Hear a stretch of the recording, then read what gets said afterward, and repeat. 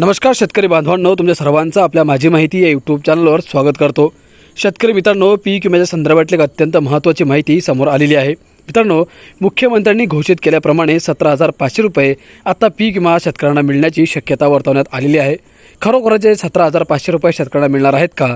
जर मिळत असतील तर कोणत्या शेतकऱ्यांना मिळणार आहेत, कोणते शेतकरी पात्र आहेत, सविस्तर माहिती या व्हिडिओच्या माध्यमातून आपण जाणून घेणार आहोत। त्यामुळे व्हिडिओ तुम्ही शेवटपर्यंत बघा।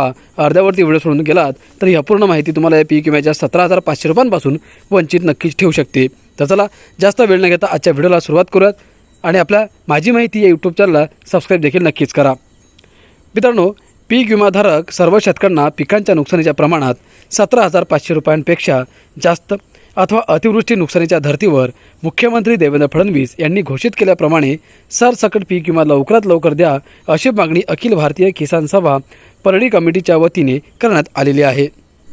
या संदर्भात उपविभागीय अधिकारी परळी तसेच माजलगाव व धारूर येथील तहसीलदार यांना सोमवारी निवेदन देण्यात आले। निवेदन देण्यासाठी गेलेल्या किसान सभेच्या मंडळाने संबंधित कार्यालयासमोर जोरदार घोषणा दिल्या।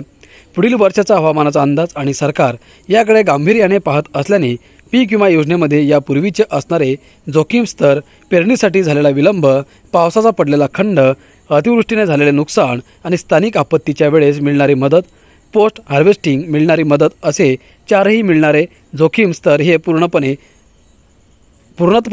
विमा त्याच्यामध्ये समाविष्ट आहे, जेणेकरून या नुकसानीच्या पार्श्वभूमीवर शेतकऱ्यांना मदत मिळेल। या दृष्टीने पुढच्या पीक विम्यामध्ये बदल करावा अशी मागणी यावेळी करण्यात आली।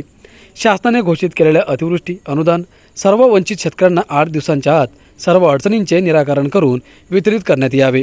2 की 3 हेक्टर मदत द्यायची असा शासनाचा उडालेला गोंधळ, यामुळे अतिरिक्त क्षेत्राची मदत शेतकऱ्यांच्या खात्यावर वर्ग करण्यात आली। नंतर मात्र रब्बी पेरणीसाठीच्या मदतीतून असे शेतकरी संपूर्ण मदतीपासून वंचित ठेवण्यात आले। यात शेतकऱ्यांची कसलीही चूक नाही, तरीही त्यांना प्रति हेक्टर 10,000 रुपयाचे रब्बी पेरणीपूर्व अनुदान मिळालेले नाही। हा प्रश्न तातडीने मार्गी लावण्यात यावा। तसेच केवायसी प्रलंबित असल्याने व संयुक्त खातेधारक शेतकरी विविध अडचणींमुळे या अनुदानापासून वंचित आहेत। हा प्रश्न तातडीने मार्गी लावावा अशी मागणी यावेळी करण्यात आली। निवेदनावर कॉम्रेड अँड अजय बुराडे, भगवान बडे, प्रकाश उजगरे, बळीराम देशमुख, देवीदास काळंबे आदींच्या स्वाक्षऱ्या आहेत। शेतकरी बांधवांनो, संबंधित शेतकऱ्यांच्या मागण्या काय आहेत तर बघा, 2025चा खरीप पीक विमा त्वरित मंजूर करावा। खरीप 2026साठी पीक विमा योजनेतून 4 ट्रिगर्स पूर्ववत करा। शेतकऱ्यांना सरसकट विनाअट कर्जमाफी मंजूर करा। ऊस उत्पादक शेतकऱ्यांची ऊस बिले तात्काळ द्या।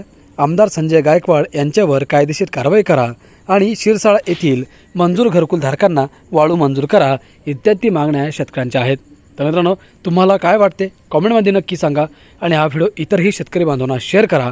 आणि तुम्हाला पुढेही अशीच महत्त्वपूर्ण माहिती जाणून घ्यायची असेल तर आपल्या माझी माहिती या यूट्यूब चॅनलला सबस्क्राईब करायला विसरू नका। धन्यवाद।